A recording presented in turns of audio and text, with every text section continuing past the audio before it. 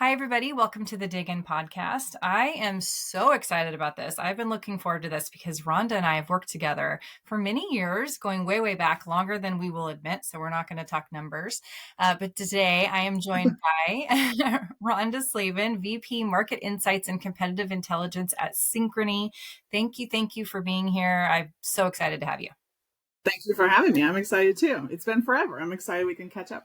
I know. Again, no numbers, right? We're going to keep No that numbers. No, we won't talk about that. So I'm just going to throw a quick impromptu question at you. What's an easy item on your bucket list that you haven't gotten to yet? I've been to many national parks, and I have not been to Yosemite. It's one of the gaps in my bucket list. So I don't know if Instagram knows this or if I clicked a few things, but all of a sudden I'm getting a lot of Yosemite, social media posts pop up. So I think it's the universe saying, okay, next year, put it on your list, plan for it. Yeah. But I've been to almost all the other ones, so I'm excited to finally get there.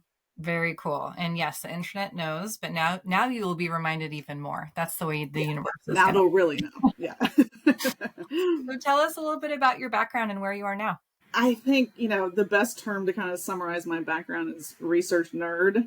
I think a lot of us in the industry kind of give ourselves that title. I'm definitely falling the camp of research nerd. First and foremost, though, like mother of two, my oldest daughter just graduated college this past weekend. So that's the bigger personal life. But from a career perspective, I've been in the market research industry for 25 years, nearly 25 years. Yeah, I started out as an anthropology degree, just love that whole idea of studying humans, understanding what makes people tick, and started out on the focus group facility side, right out of college. Joined a focus group facility and kind of managed that aspect of things. You learn quickly about why data quality and recruiting is so important. Learn about client service. There's no better place to learn than, on the supplier side, especially in the qualitative area, than to dive right into the client service aspect. And then I've had, kind of a progressive career. I've had roles at Bread Financial. I've had roles at General Electric and Heinz. So I've gotten a nice variety of consumer packaged goods on the financial services side and the credit card industry. Each role I've learned a ton as I've gone along, learned rolling up the sleeve and diving into different research all the way to team leadership. And as of late, I manage a team of about 10 people at Synchrony. And we do all things market research, consumer insights, B2B research, as well as competitive intelligence and thought leadership as we think about how we promote our brand in the market.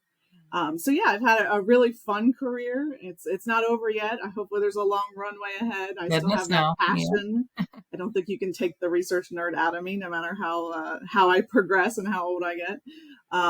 But yeah, it's just really fun, and I've had a great career, and love the team I have now, love what we're doing, and really just excited to talk research. That's why when you asked me, I said, sure, I'll go and talk research. Why not? Yeah. Well, let's dig in. Let's do that, because you just mentioned something that I think is the story you're going to talk to us about, which is the idea of thought leadership.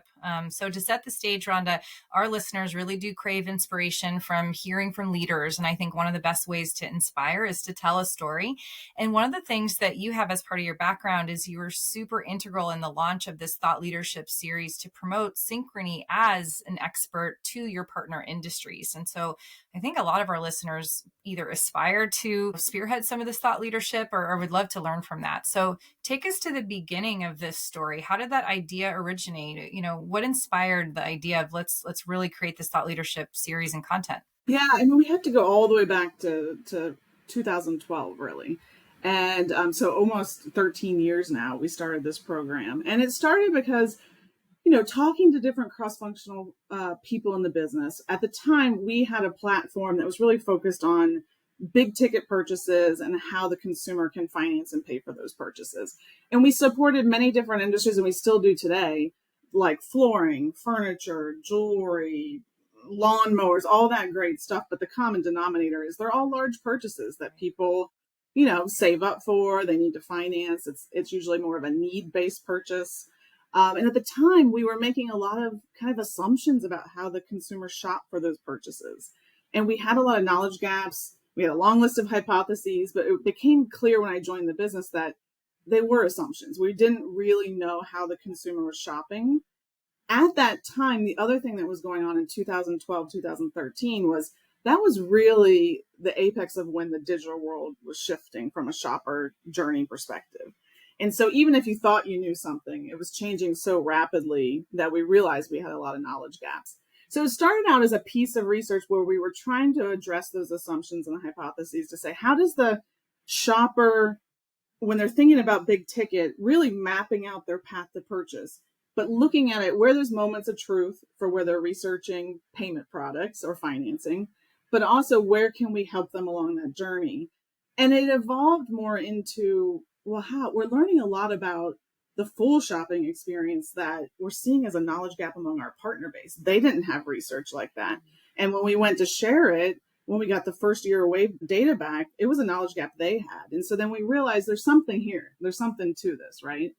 And so we actually did the study and we dove into 14 different categories. So we built a path to purchase for furniture. We built one for flooring. We built one for all these different categories. And we looked for what are the common themes. And believe it or not, there was actually a ton of common themes, because if you look at it from us, the shopper, we're consumers too, right? It's what we find over the years is that it's more about the amount they're spending is driving the purchase behavior and the shopping behavior more so than whether it's a sofa or it's a treadmill. It's like if I'm spending $1,000, I'm going to do my due diligence, and it's often similar steps in that path to purchase.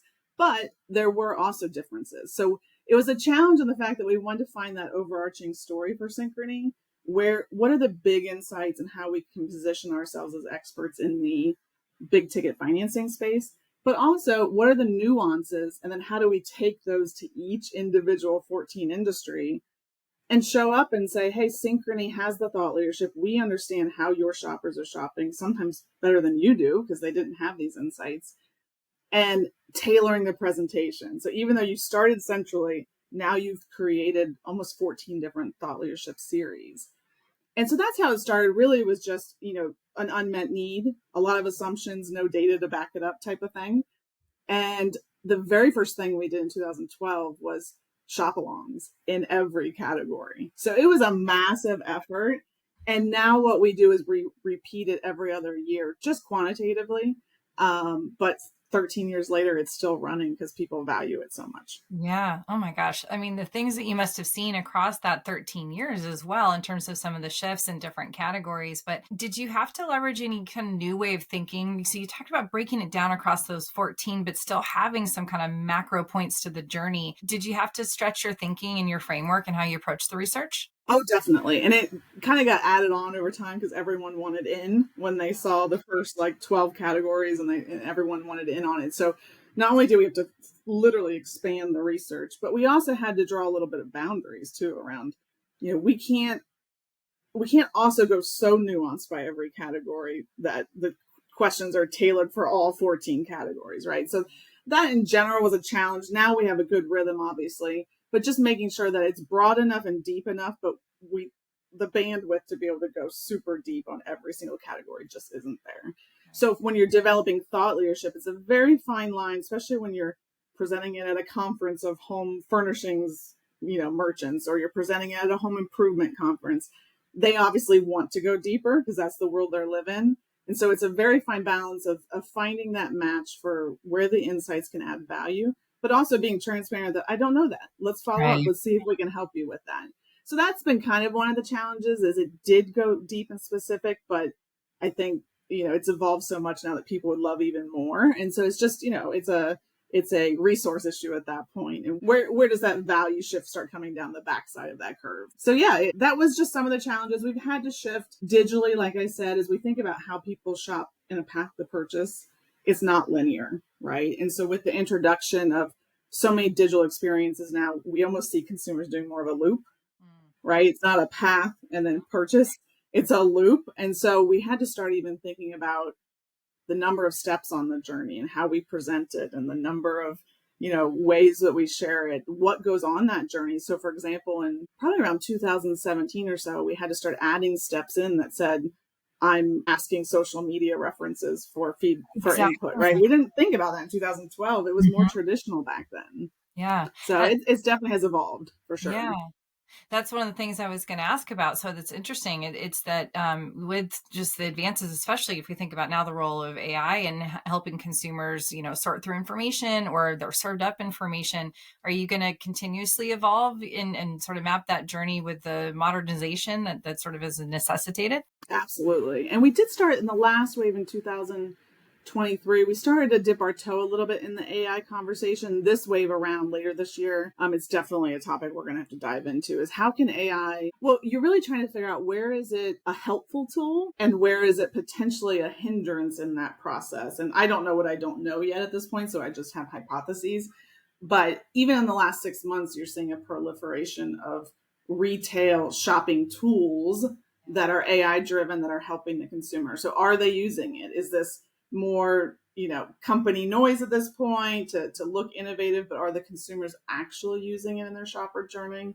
Or is it more, a few years out in terms of adoption? So this will probably, just to your point, be the first time we really dive into that. So I'm looking forward to seeing what we're going to learn. Yeah, so interesting. I'm picturing some apps that, you can place furniture in your room, right, with a photo Yes. and Yeah. VR and stuff like that. I'm actually curious if those technologies will lead to a bigger, buy from that consumer, or maybe they'll actually purchase additional items because you can place other things in the frame. Like, I'm really curious how it's going to shape out to some of the buying dynamics and some of the sort of cross selling that might even be available or sort of spearheaded. So I don't know. It's fascinating to think about. So I'll be curious to read the report after you do this year and moving forward. Yeah, there's a lot of digital tools, and our consumers overwhelmed by all the tools and choices, right? Sometimes we see in research, it's kind of that whole habit loop forming behavioral sciences. Sometimes you see that if you cross that threshold of too many choices, they just go back to their traditional decisions. They kind of simplify themselves.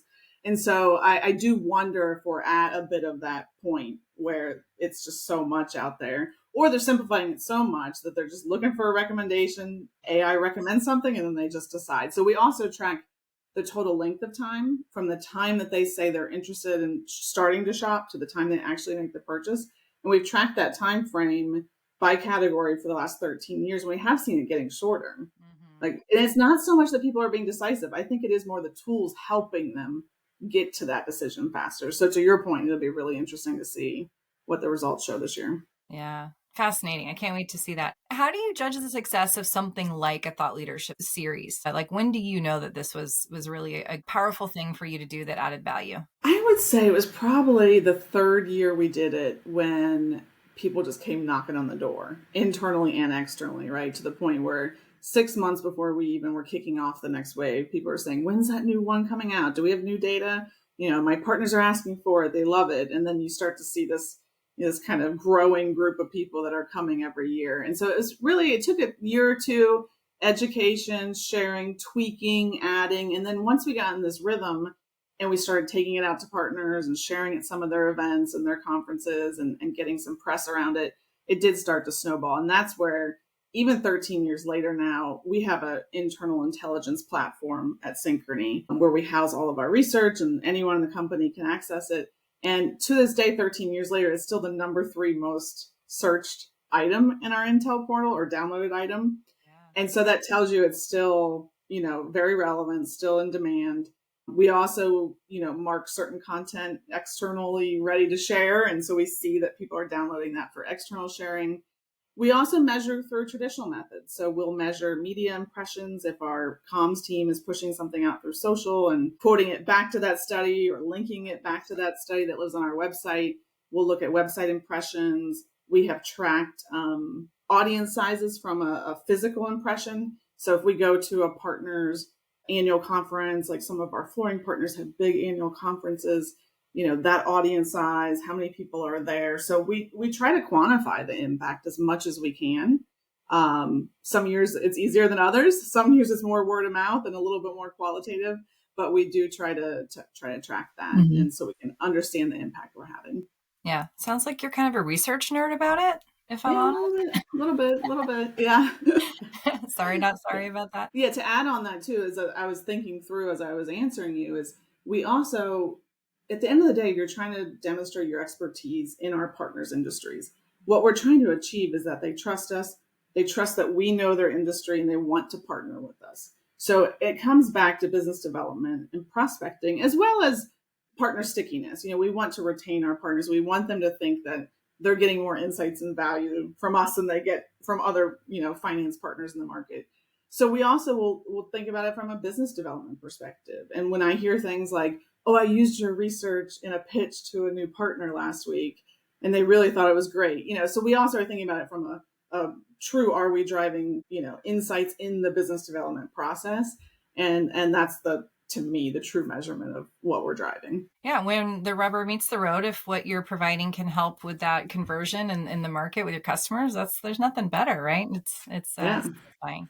So great experience, great lessons. What's your overall biggest takeaway from this experience in this thought leadership series that you're still leading? The biggest lesson I would say for me and the team is it's all about consistency. It's like consistency, consistency, consistency. I think as research professionals, we are very curious people. And so we'll do a piece of research and it'll be great. Maybe we turn it into a few-year tracking study, but we're kind of on to the next big, brightest thing, the next shiny object, the next new tech, the new trend in the market. And we still have to do all those things too, right? But someone once said to me, there's some stat or quote that you have to tell someone something like 6 or 7 times before they remember it. And this study has proven that out. I think the consistency of every year, going out, running it, delivering it at the same time, having a consistent approach. I mean, I've even toyed with, we want to keep, every year we keep it up to date and we keep it fresh and we look at it from new angles. But every year we're like, should we do things differently? Should we just drop it and see if people notice, kind of deprivation therapy, right? And every year people still want it. And so I think that when you've built that momentum, in a way, it almost, to a researcher who's always geeked out on the new thing, it almost feels boring to us, dare I say, right? Because you're like, it's the same thing.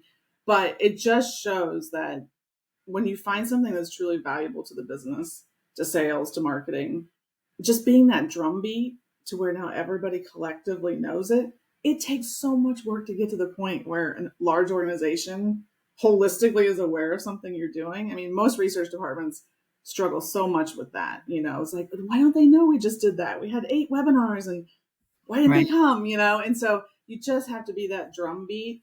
And I think from an external thought leadership perspective too, almost like not democratizing it, but taking the handcuffs off of it a little bit and saying, yeah, it's synchrony. You don't want to be protective of your own IP and your own thought leadership, but it really, a few years into it, saying, no, let's partner with our partners. It's okay if our partner wants to slap their logo on it and get us up on stage and take half the credit. Let them have credit. Because if that's what is going to get us, to be at the hip with them and to grow those relationships, then we all win. And that's what we're in it together. So I think it's the consistency. I think it's just making sure that we're really thinking about what thought leadership can do for us broadly. But yeah, that'd be a few of my key learnings. You earned that right, because you definitely, you spearheaded it and have seen it this far along. So excellent story. Thank you for sharing that.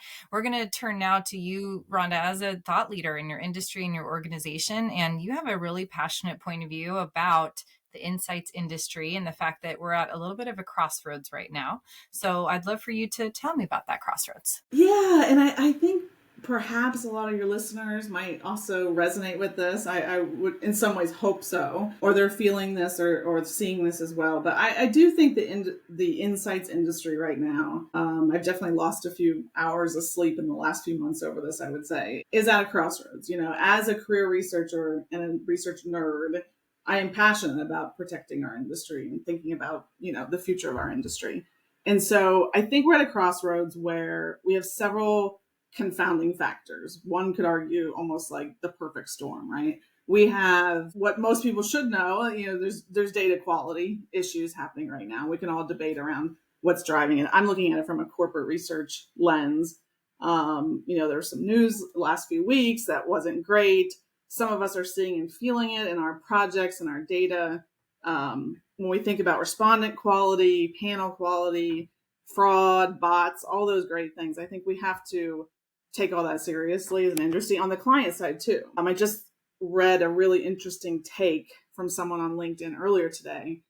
And it was a good perspective to say too, what role does the client side researcher play in that? We've always been doing these long surveys and demanding things cheaper and don't want to pay for panel sample over a certain CPI, right? So it was actually an interesting take because I think a lot about from a corporate researcher. I think the industry needs to get their stuff together, but what role do we play in that, right? And driving to where we are as an industry. So I think what's happening with fraud, I think what's happening with data quality and sampling, we all need to be very on top of. I think the other thing we see going on is, Google last year put out their new Gmail spam policy, which is impacting ability to get client list sample through, right? Because it's hitting those spam filters. And if you need to do a blind study, like a brand study or something like that, you almost can't get through at Right. all. So Right. studies are taking longer. It's costing more, it's just, and this is all in the last 18 months. And so it's a lot of those different things happening at once.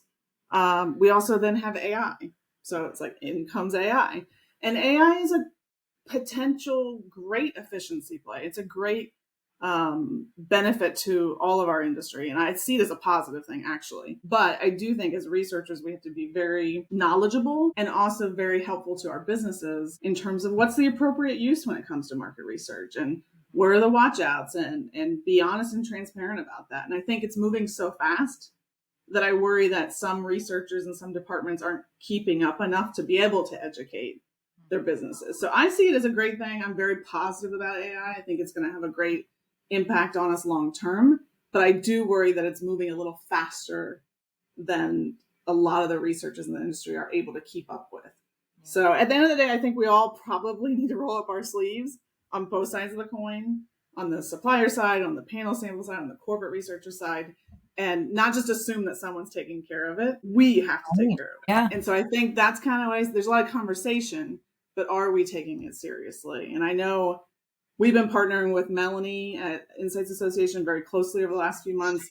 She's a great advocate. That whole team is doing a lot of great work, and they are taking all of this seriously. So we just need to all partner together to figure it out. But unfortunately, I think we are at kind of a perfect storm. If we don't take it seriously and really stay on top of it, it's going to almost get out of our hands because it's moving pretty fast. Yeah. Yeah. I'm so glad you gave a shout out to Melanie and Insights Association. We're also a part of that and a big part of the conversation. But I also really appreciate acknowledging, some of the commentary around how each of us plays a role. And if clients have had historically maybe certain demands and have sort of pushed the industry to a certain expectation of of quality and the price associated with that, it is an interesting demand environment to then try to change. And so it is going to take all of us. It's going to take the panels figuring it out, suppliers that know how to use the right methodologies with the right data sources, and then clients who will still get great insights, but maybe there's going to be some compromises along the way for making sure we do not sacrifice quality, because at the end of the day, what are we reporting on if we don't have that, Yeah. And there's enough noise out there in the ecosystem that we don't need to add to that noise, right? And we also don't need to be taken down by that noise either. We need to rise above it and be that positive light. So I think that's what I would encourage all researchers on any end of the spectrum to think about. I love that. You're a great advocate for that. So what's your hot take on the future of the financial services industry? I've been so excited to ask you this. I don't know how hot it is, but yeah, my hot take would be, it's a really fast paced changing industry. I compare it to like trying to stand up in floodwaters. You think you finally got your feet underneath you, and it just knocks you right back down, and you got to start over and try to stand up again. So the competitive landscape is fast moving every day. There's new players popping up, new tools, new products. AI is starting to even kind of embed in the conversation in terms of the shopper journey and payments. But I think if I look down the road 10, let's say a decade from now, which is not that far, right? Because things move fast. But if I think even down a decade from now, I think things are going to look much different. I mean, people fundamentally are still going to need to gain access to money through loans and lending, and they're still going to need to pay for things when there's times when they don't have that funds available, or they don't want to touch their savings because they make a great, annual percentage rate off of that. So they're still going to have a need for lending and for borrowing and for access to money. They're still going to make payments, right? So these things are still going to happen, but how it happens, I think, will look dramatically different. I think we've talked for years about biometrics as an industry. Will 10 years from now, it'll finally be more ubiquitous. It'll finally be more adopted.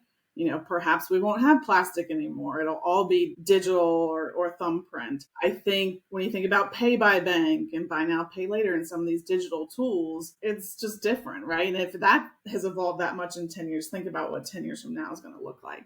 So the fundamentals of people needing money and needing to lean on partners to help them, secure those funds, that's not going to change. But how they pay, I think, will look much different. Even thinking about like what we call stored value products, right? You have all this money sitting on your Starbucks card that just sits there. Venmo, right? Your friends pay you, you're keeping up. They announced yesterday you can buy airline tickets with your Venmo balance. They're doing a partnership with JetBlue, right? So how we use the payment products we have, how we, physically pay, whether it's with our thumb or, just digital credentials, I just think it's going to look much different in the future. And I think it's going to accelerate probably pretty quickly in the next 5 years. Mm-hmm.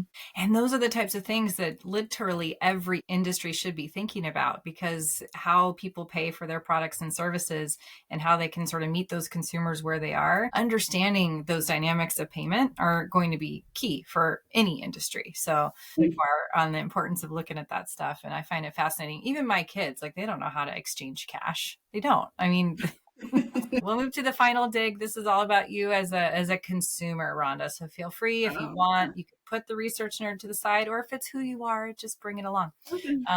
What's the last product or service you bought on impulse? Last week I was in New York City for work, and I had an extra few hours, and I made the bad decision of going down to Herald Square and popping in Macy's, and I bought a new pair of shoes. But I actually really needed them in my defense. So I have feet problems, and so that's a very specific shoe I have to wear. And I knew that Herald Square and Macy's, if they didn't have it, no one would, and they did. There you go. They found you with the right solution at the right time. Is there a category or a brand or maybe a product that you could rationalize any price point for? You just have to have it in your life? I'm a pretty simple gal, but I do like my Brooks running shoes. Like, no matter what price they are, if I need them, I don't really even look at the price because I know those are the ones that fit me and I love them. So I probably Brooks running shoes, maybe Jenny's ice cream. Like, you can make the price of that pint as high as you want, and I'm probably still going to buy it. Yeah. The luxuries in life, those are probably the two that stand out to me. Yeah, and there's emotional reasons for those, you can tell. Brands have distinct personalities, as we know. So what's a brand that you would date and what's a brand that you would marry? And they don't have to be the same brand. I would love to date like Burberry. That would be nice. They can spend everything on me and just like spoil me. And, the classic high quality, I like that. Marry, I would go like a different direction then, probably say REI. I love just like the adventurous, hiking, outdoorsy, laid back, but also high quality. Their color, like logos, just the earth tone vibes. That's a hard one. I know. It's hard to commit, and picking one is hard, but that's good. And I feel like you did a nice thread of this idea of national parks into your running shoes, into REI. It's just kind of happened naturally and organically. So clearly you love insights. What keeps you inspired in this industry and in this job? Just seeing the future researchers of tomorrow, seeing the next generation. I recently got the opportunity to work with my alma mater, Ohio University, down in Athens, Ohio, and they have a consumer research group within their business college, and they did a fun project for me on Gen Z, and just watching their passion and their talent, and like, they're so smart and savvy, it's almost scary. Like, I don't think at that age I was that smart or interested, but they're just so on top of it, and I think it just made me feel good about the future generation coming up behind us, and just their analytical capabilities, how they're already incorporating data science and MIS, and how it's all blending together. So the silos are already broken down for the incoming talent, right? Versus now, I think current talent is trying to adjust and upskill and figure out how that all works together. That new talent is like, they don't even see lines. It's just all the same thing to them, right? Insights are insights. So I'm really excited about that. And then, even my current team, like in the up and coming talent, and just watching how excited they get and seeing how we're having an impact on the business. And we get to work on such a wide variety of projects too, that I think keeps it really interesting. And I know I'm a little antsy and probably need to keep variety in my life too, but I would say those things. It's just the variety of challenges we're trying to solve every day keeps us on our toes. And then just the talent coming up is really impressive. Yeah. Oh, that's very cool. That's a great inspirational way to kind of wrap up our conversation. And as we do that, Rhonda, I think I've mentioned this to you the last couple times I've seen you, but again, our relationship goes way, way back. And I just want to, coming full circle to how you introduced yourself as being a mom first and all that. When I had my first and I went on maternity leave, Heinz was one of my I biggest remember fans. that. And I sent Yeah, a yeah. baby picture to all of you guys, like announcing that she was here. And you replied and just said, just know, I know you're probably right in the middle of it right now. Everything feels really hard and everything is going to be fine. And you're doing a great job. And I just really Oh, remember that. It stuck with me. And it's those little things that you form these relationships in this industry. And I'm just so glad that we still get to dance in the same circles and I get to still see you and talk to you. So thank you me for being who you too. are and Me joining too. today. Thank Yeah. you for having me. This was fantastic. I love it. Thank you so much.